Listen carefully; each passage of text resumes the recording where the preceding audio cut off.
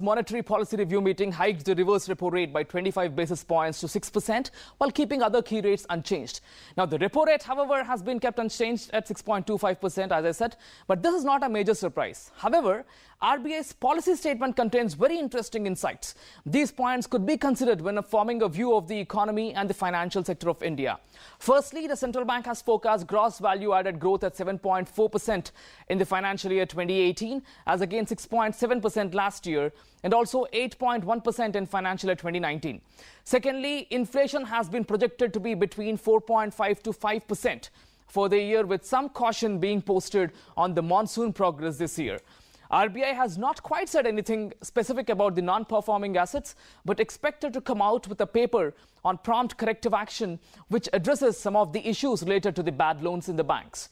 RBI has also put forward a proposal to set up a standing deposit facility to the government, whereby banks can park their surplus funds with the Reserve Bank of India without the bonds as the securities.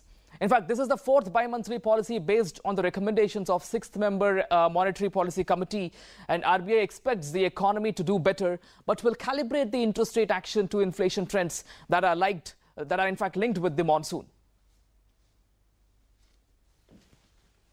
The MPC made a detailed assessment of macroeconomic and financial conditions, both domestically and globally, on the basis of its judgment on the evolving outlook.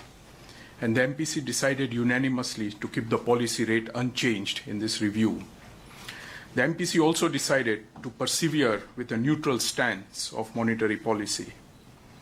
It noted that inflation is set to undershoot the target of 5% for Q4 for 2016-17. For 2017-18, inflation is projected to average 4.5% in the first half of the year and 5% in the second half, with risks balanced around the inflation trajectory. The MPC also noted that GVA growth could strengthen to 7.4% in the current fiscal year from 6.7% in the last fiscal year, with risks balanced.